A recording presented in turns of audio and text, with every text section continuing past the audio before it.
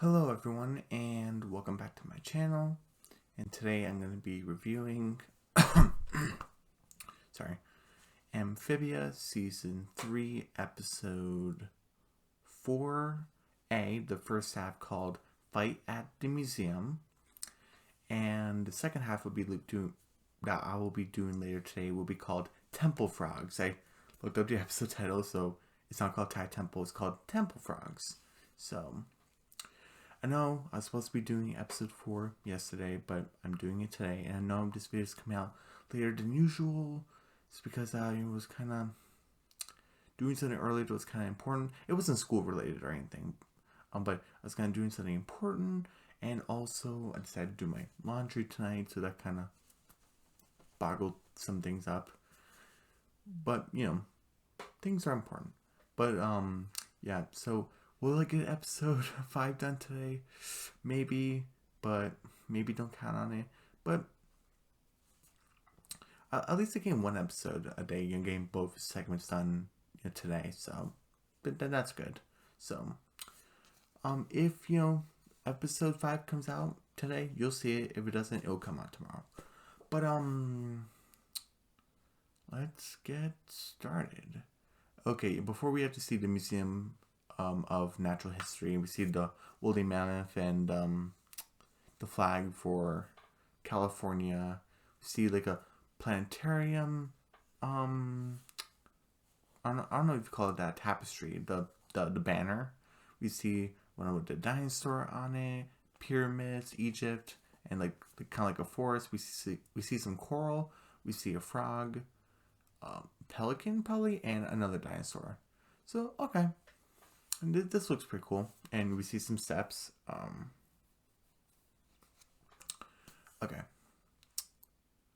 Oh yeah, we first start with Anne going kind of crazy. We see her in her pajamas, barefoot, curled up in a ball, typing away on the computer. Because remember, in the previous segment in Adventures in Cat Sitting, where she was looking at the Scientific Digest, looking ways to make a portal to Amphibia, and said, "Oh, you stupid digest, what do you even do?" And it says that solving like world hunger and stuff like that. So now she's like going to internet research. And wait, this is actually kind of sequel to the first episode where she was on her laptop saying how to defeat an evil new king. So she's back in the internet again, but like it's like nights and nights, and we actually see Polly curled up with Domino. We see Sprig like in a drawer sleeping in that, and I forgot where Hot Pop was sleeping at, because I think he was sleeping in a bunch of pillows. Yeah, he was sleeping on top of a bunch of pillows. And basically, it's morning, it's dawn, and Anne's still up. And then Mrs. Boonchoy is serving the planters breakfast, and they're being respectful, including Sprig. Thank you. And Anne's just super tired, and it's like, and Anne's like, I was up all night doing research, and Mrs. Boonchoy's like, oh, while you were doing research, that doesn't sound like you, because Anne hates homework and stuff, but she has to do it. But she's kind of burning herself out, and that's not good. And and it's like, oh, but you need to maybe take a break from that research to send the planters home, and you need to catch up on schoolwork, because Anne didn't leave like during summer break like Luce in the Owl House. Anne left like, I think maybe winter break was in like a few weeks for her after she left Earth, by accident. But yeah, she's been gone for 5 months. She's been missing school. So, oh my god, we see like a bunch of history books. You gotta catch up on a lot of schoolwork. And she's like, oh mom, this is very important. Yeah, so is this. Your schoolwork is important, which is good. Yeah, it is.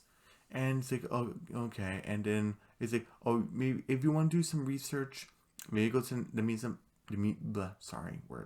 the Museum of Natural History. It can help you with the planter situation, but you also have to start on your history project is due. So maybe you might find some answers for your portal problem, but this is what you have to focus on first, your history project. It's okay, and you take the planters with you to keep you company.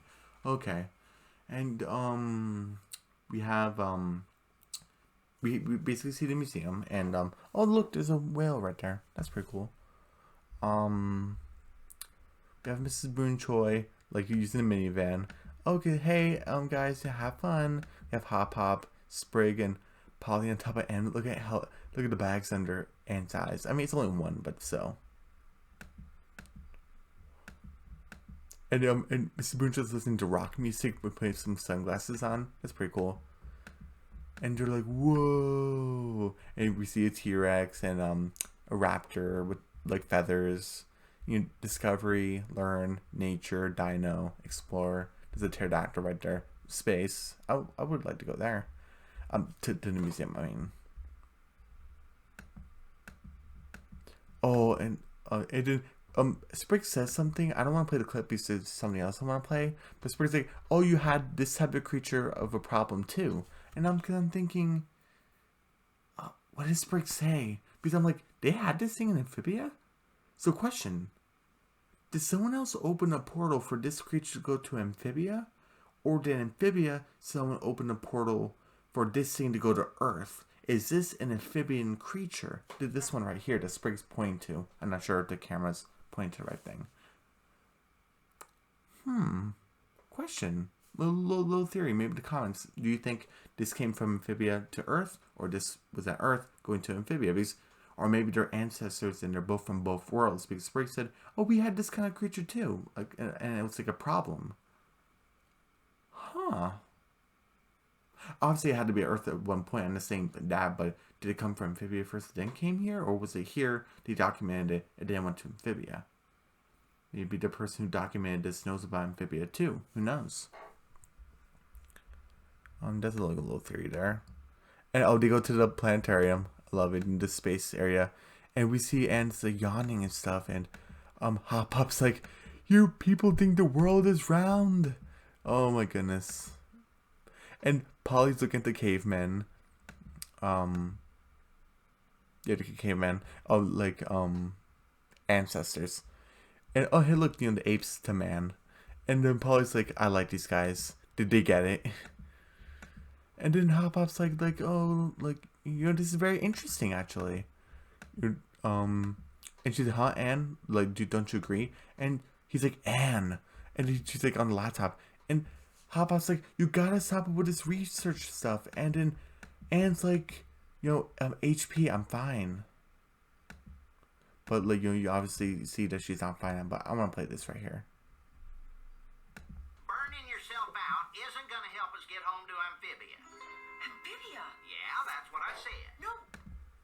Sorry, I don't want to play too much. But he's like, "This is a good lesson."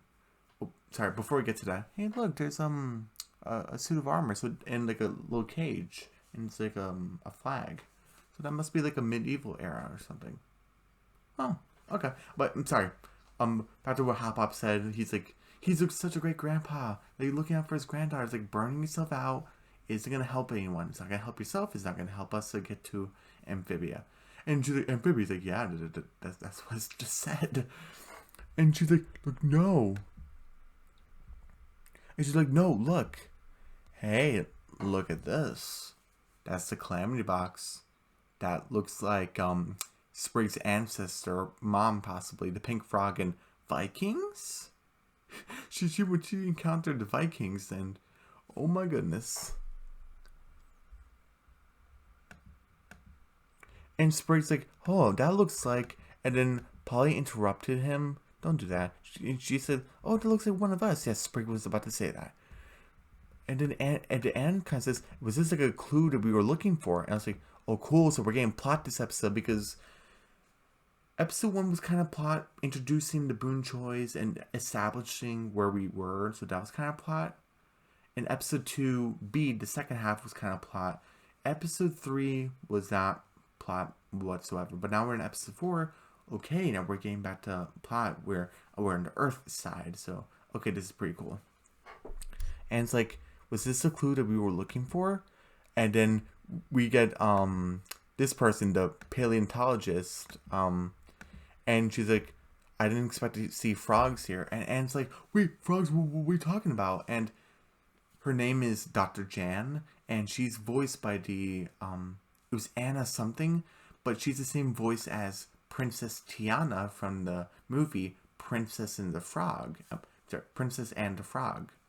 So that's pretty cool that we got that voice actress because she was great in Princess and the Frog, and I'm glad that she's in this show. So, and I like her outfit. You know, the dinosaur bones, the gloves, and the glasses, the double ponytail. I like it. And obviously, Anne's like protecting her family. He's like, well, "What do you mean, frogs?" And then she's kind of like, and then Anne's like, "Oh, you meant the pot." And then she's like, "Yeah, well, what do you think I was talking about?"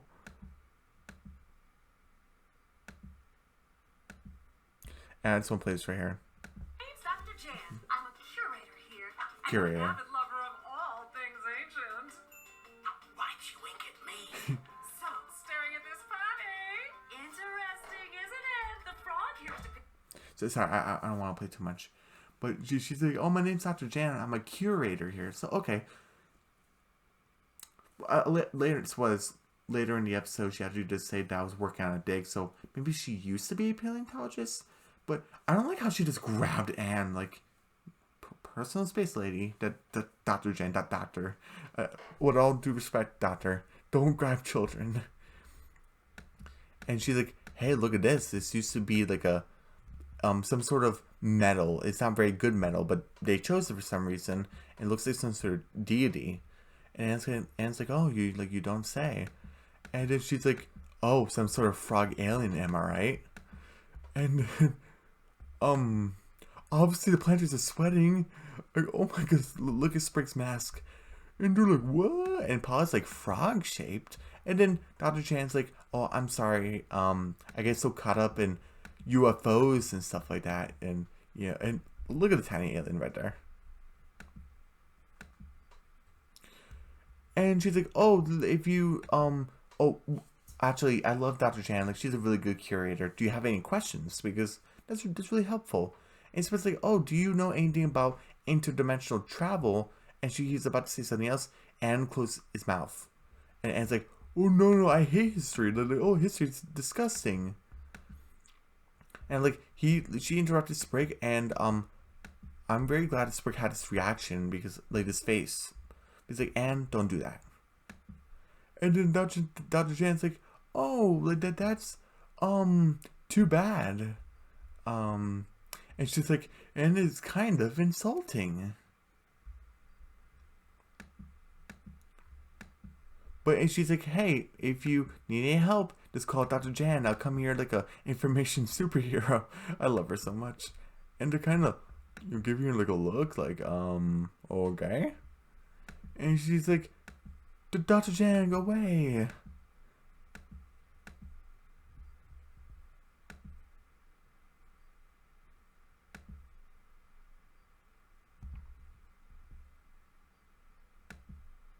Okay, I'll just leave it right there. Sorry, you can see Dr. Jan in a weird position. But then Hop Pop's like, Sprite's like, "Why did you do that, Anne?" And she's like, "We don't know if we can trust this lady, this doctor." And it's like, Hop Pop's like, "Well, how do you want to?" And it's like, "We want to inspect that pop, but we don't know if we can trust her." True, but you didn't have to interrupt Sprig. And then Hop Pop's like, "What do you want to do, Anne? Rob the museum?" We're back home. They're under the disguises, and Hop Pop's like, "I can't believe we're robbing the museum. Can't believe we're robbing it." And Anne's like, "Shh." And then Mrs. Boon's like, "Hey, Anne, how's it going?" "Oh yeah, I'm finishing up that history report." "I don't believe you, but okay." And she's like, "Whew." Because obviously Anne doesn't want to tell her parents that she's going to be robbing a museum. Like, oh my goodness. And then, okay, time to get in costume. And Anne's wearing this punk rocker outfit. I don't know if she went to a vase or she's into punk rock. Either or both. Hop Pop gets into an outfit, and Sprig gets into an outfit. Polly's like in a longer outfit. She's like, and Anne has some scissors. She cut it for Polly, and she's in outfit mode. They go at night, sneak into the museum. She painted Hop. I'm not sure if you saw the movie Cats. I didn't really like it too much, but I didn't really like that Hop. I was like, "Oh, look at me, I'm a cat," and she stole the security guard's shoe. And they're like, after that fabulous cat. One, I didn't appreciate Hop Pop stealing. Well, he stole Anne's phone, so he was bound to steal something else. And I'm not saying that's right, but when one character does like a bad action, they do it again, but it's kind of like not too much of a big deal. I don't take a point off, but I didn't really like that they're making the Cats reference, because at least me personally, I didn't like the movie and stuff like that. But and they sneak in. Polly goes to defense. He's like, "Oh, get in, losers!" Like, come on, Polly, you didn't have to say that. They sneak in, and then Hopper comes back and like getting the face paint off, and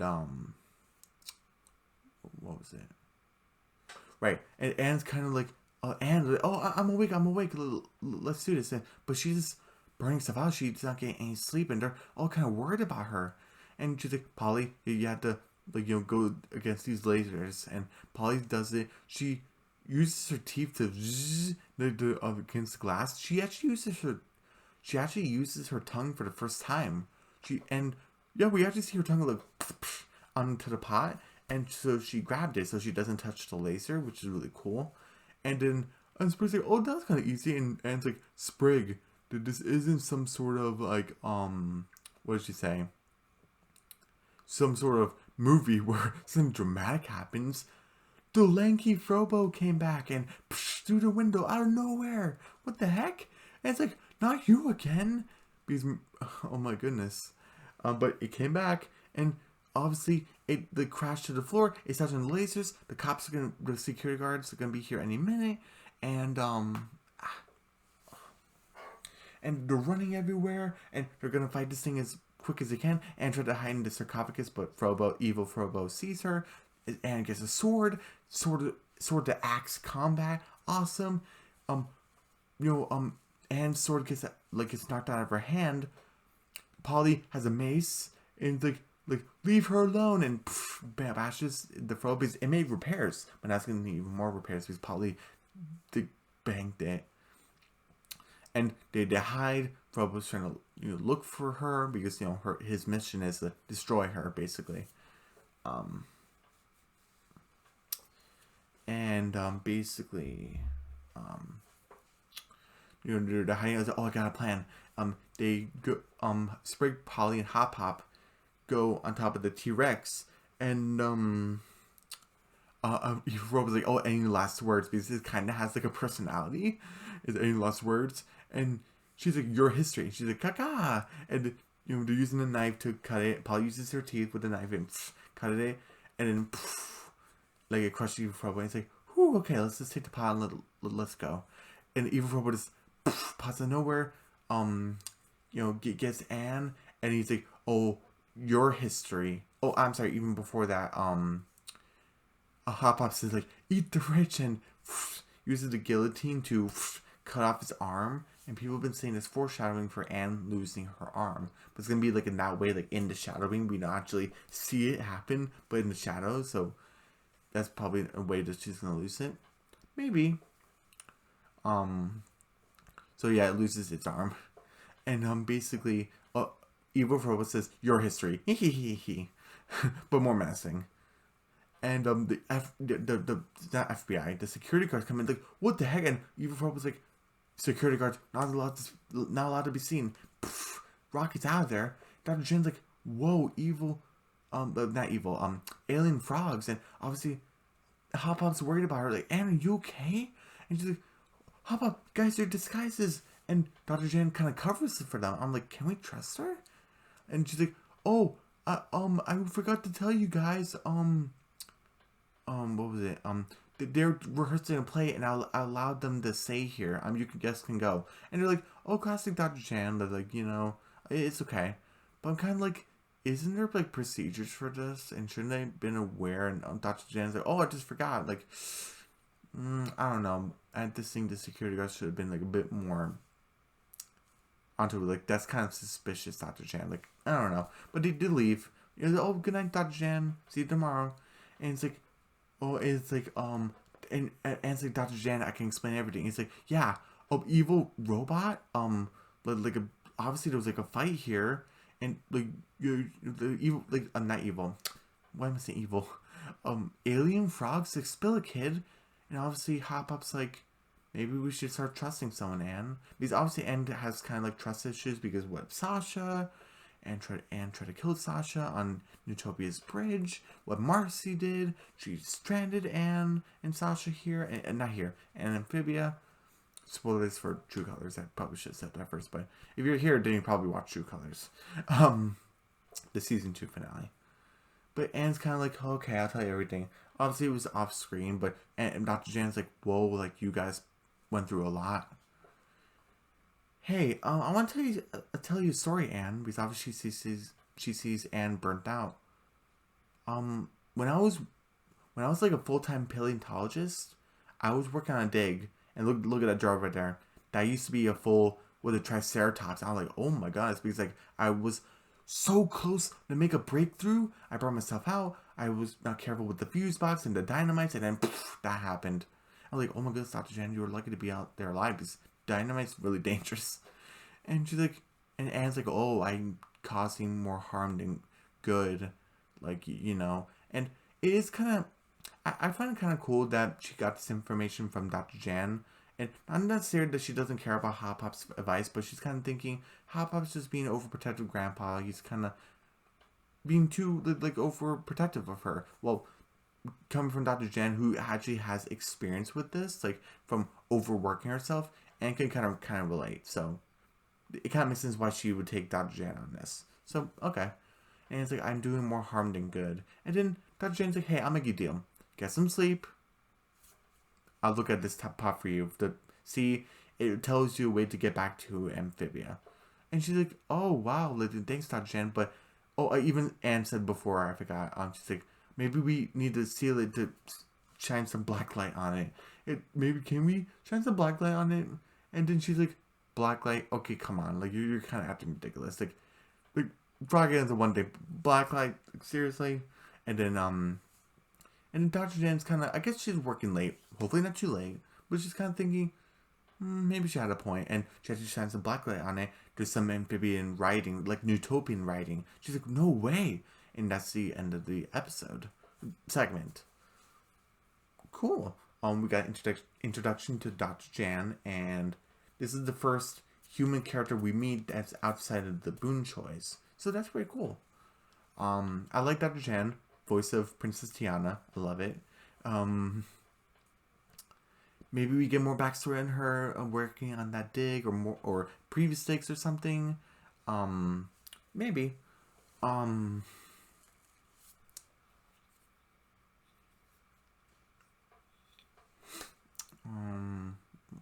else? Oh, right, remembering. Let's see.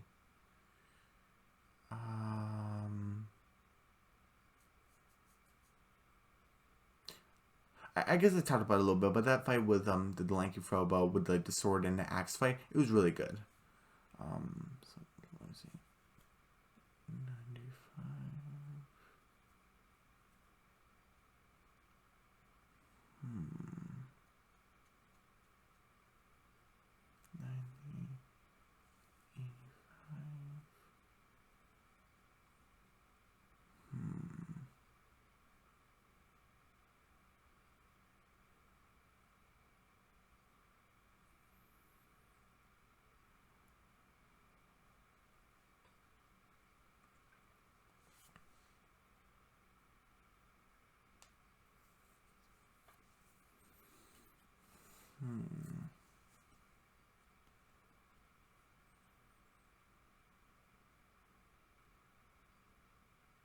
95. Wait, sorry, I'm waiting. 95.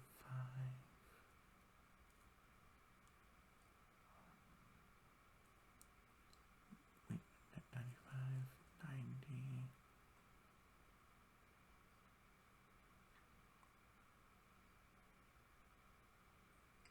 85.